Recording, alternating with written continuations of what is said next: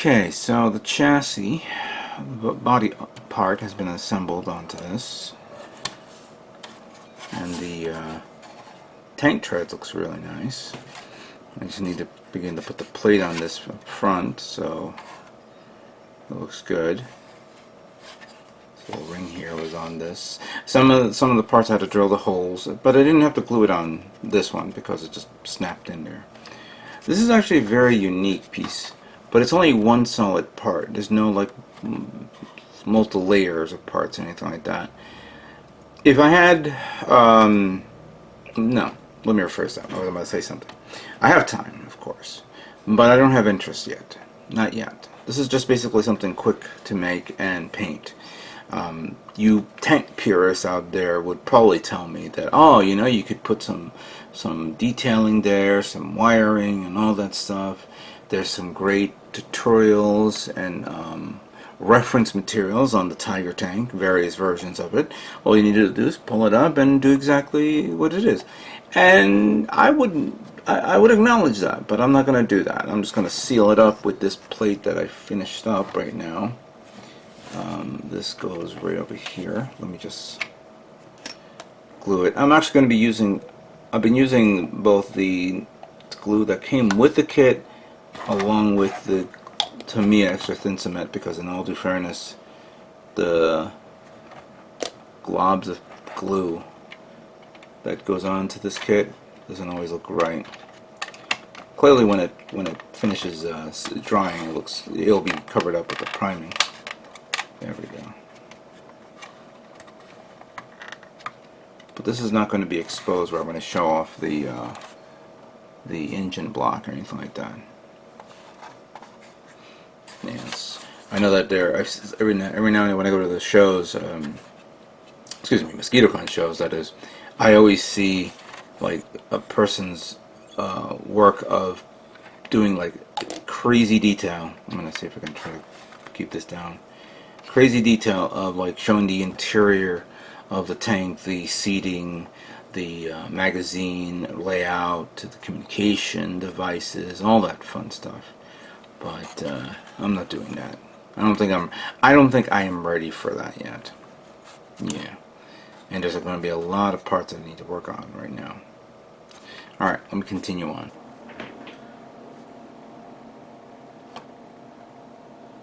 Alright now, so I was able to finish up putting all these little detailed parts that make up the Tiger 1, and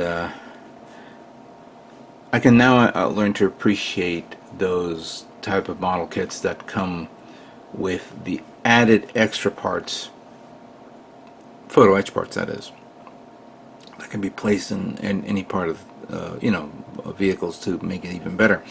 When I was putting this one on, the rope,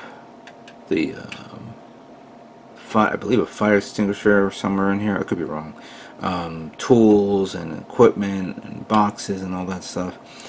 When you put photo etch parts, it gives them more detail. So when I was removing these parts from the sprue from the tree, I had to be very careful what I did and cleaning it up and all that stuff. Some of this was like very difficult to remove and sand down because of this angle.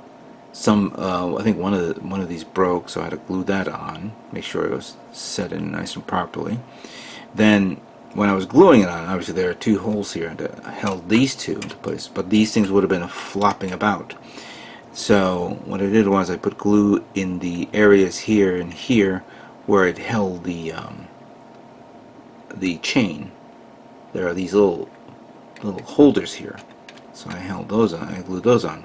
There are holders on this one, but they're so small that you can barely see them, but I glued them on. Yeah, that all came out really nice. The front part came out, the top part came out nice. This one came out nice as well. That was also another one where I had to clean it up, make the holes a little bigger so I can stick it in there. This one was a little bit more of a weird challenge to get this one done right, because also these covers, these dust covers, pretty much covered the entire section here, and there was a lot of detail there. so you don't normally see it. And I was like, why are we covering all this? But you know, this goes back to a comment I made with you know, painting inner frames. You can paint the inner frames to your heart content, but then if you put the armor on it, you're not going to see all the glory you put in.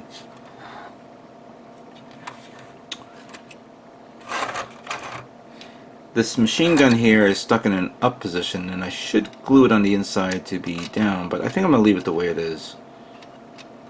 I don't know yet. And I was surprised that in the manual, this little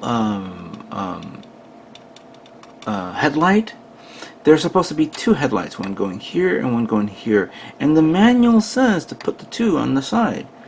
But when you look at the box and the actual images inside the manual, it shows this one little piece there. Which, you say to yourself, why? But I guess, you know, maybe they forgot to put it in, include it in, you know, update the manual or something like that. But either or, this entire section is done. Oh yeah, and also put these on. These were actually fun to put on. I like that. Which now brings me to the most important part of the kit, the turret. And I had to use these two bottles here to hold this up to make sure they glue on properly. This section here is going to be covered up by a section here in the back, which I don't have to worry about. This one, on the other hand, I have to wait until it dries so I can sand it down and make it even.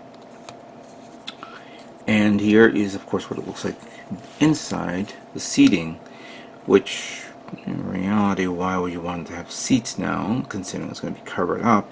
Yes, if you had like little figures and you keep the canopy open, you can actually put the figures right on top of it, because that's where they sit down. I'm not going to paint the inside, of course, because this one right here, which is the plate that the manual tells me to use, put it right on it, and just glue it. But I'm going to wait a bit before I do that. Now, the one trouble that I'm going to come across right now, which I'm going to show off. The turret. I'm sorry, the barrel. That's the turret. The barrel. This thing is wacky. I would have appreciated if this was like one barrel and then this was a separate part, but this is all one part, and putting this together is going to be a nightmare, because look at that seam line down the barrel. And normally I would use extra thin cement for this, but what I'm going to do right now is going to use extra thick cement, because this one's going to be glued on. This is going to wait until it dries, and then this one has to be stupidly sanded down.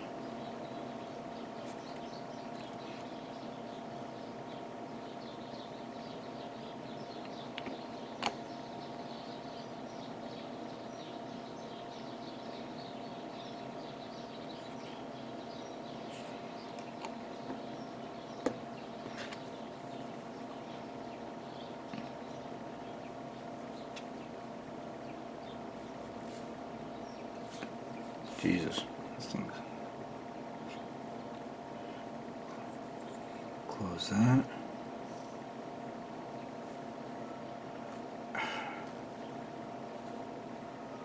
If it gets my fingerprints on it, I don't care, because it's going to be resanded down. But it's getting it to close is going to be a pain in the ass. Alright. Don't know where my alligator clips are. I'm going to find it so I can put it on it and then give it about a good day. Not look at it until this thing dries up and is clean. It's, you know, ready to put onto the turret. But, you know, once it dries, I have to get my sanding stick, my sanding sponge, and just go to town with this. Make sure it's nice and smooth and get all the little nooks and crannies out of this. I'm going to have to probably put it over areas where I know that's going to be a pain to clean up. I was actually went online to see if I could find a photo etch part of the barrel itself, because the barrel is a bit warped. I am looking at it right now. Oh my god, it is a strangely worked, but couldn't find it available here in the States, and I'm afraid ordering it overseas kind of is going to be a little bit of a problem considering this current situation we're having in the world today. So let me continue on with this to flush it out, and we'll see what it looks like once it's dry and sanded down and put together. Okay, I finally finished my tank. In reality, there was supposed to be another video of me showing off the completed build, but I forgot to do it. And I already have my airbrush, spray booth and airbrush ready to go for priming. Yeah, this one came out pretty nice. It's very well detailed. It's not nearly what I thought it was going to be. I thought maybe it was going to be a little better, but yeah, it's okay. And clearly, if this thing had photoized parts, it would enhance it more. There were a lot of leftover parts for this from the other variant of this tank, and also parts that, if you wanted, you could keep the canopy open so you could see more detailed parts in there. I kind of decided not to do that. I said, no, it's going to be a closed vehicle, and that will be that. But yeah, this is a really nice tank. Very, very nice. You know, if it wasn't for the fact it's parts forming treads, I would not mind a vehicle where you could move it around, have some mobility around it. But it is what it is, especially for a kit at this price. But we're going to start painting this guy. I'm going to prime it. I want to see if this airbrush is ready to go. Give me a second here. Yeah, it is. So let's spray and pray.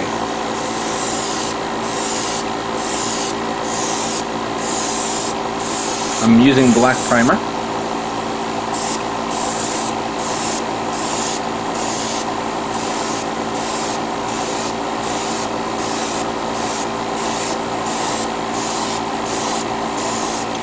I don't know what design I'm going to do with this. I'm going to play it by ear.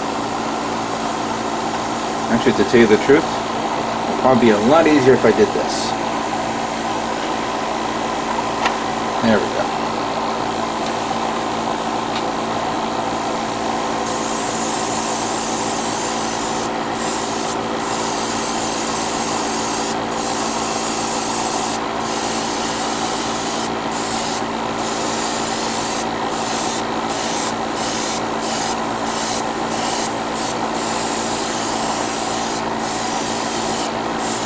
I've been meaning to try some weathering ideas with this, and hopefully it comes out right.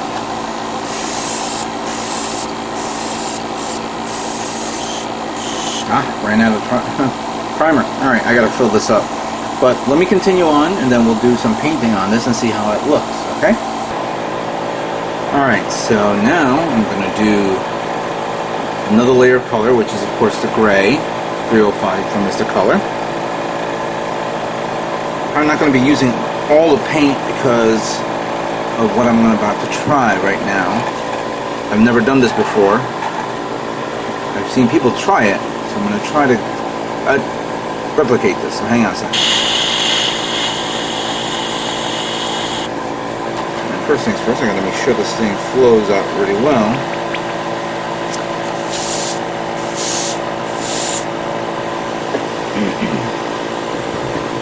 PSI is around 15.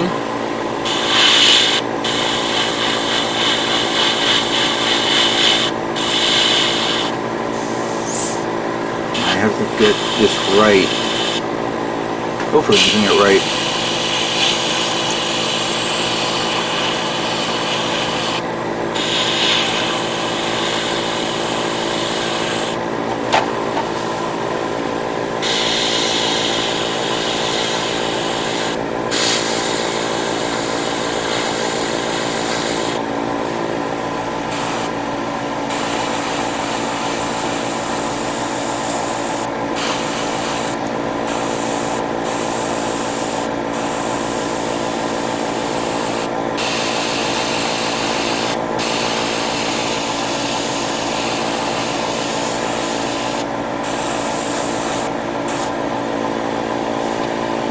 actually came out really nice. Let's see.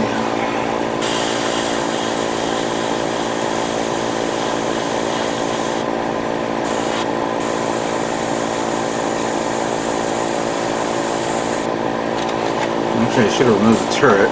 It'll be a lot easier that way.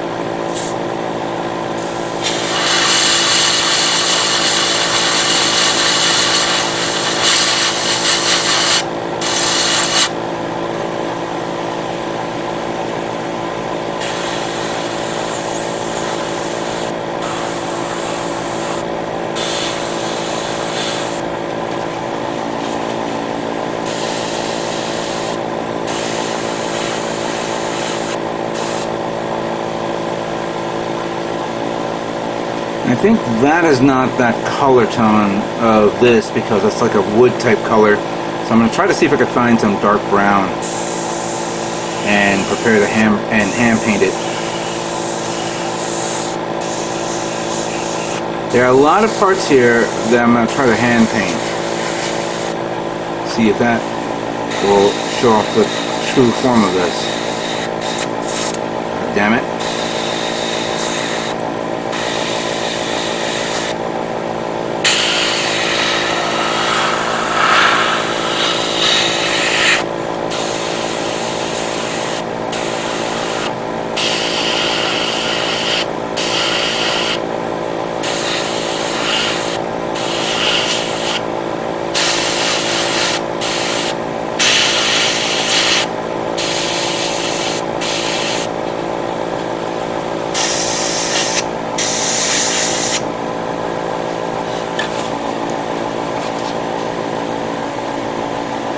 As the light can show from here. Whoops.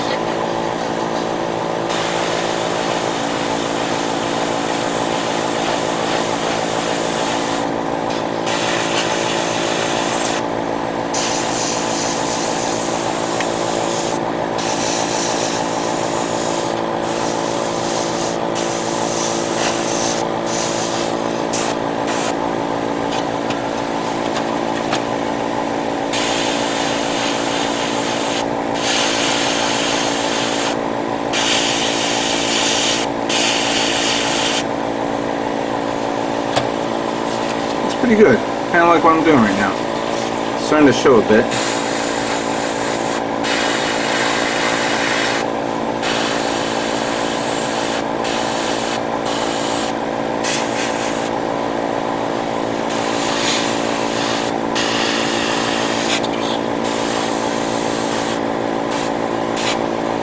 Alright, let me continue on with this. Obviously, this should be quick.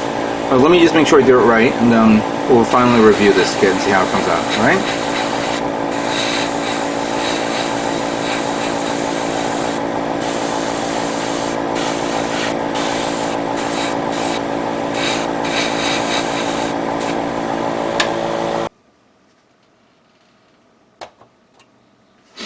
And there it is.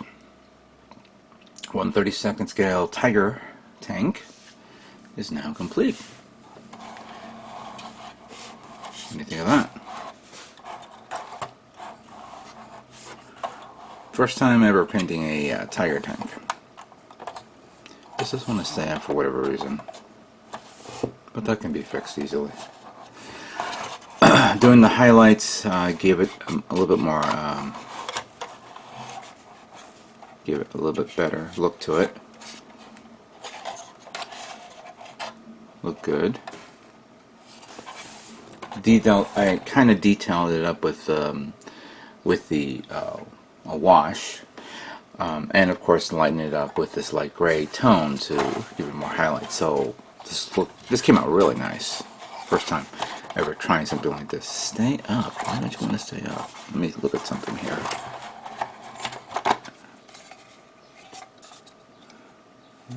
This. Then I have to put like a little weight here of some sort just to keep it up a bit. Yeah, but that looks cool. That looks cool, yeah. Yeah. Nice, very nice. Put it up against this guy that I also have on the side.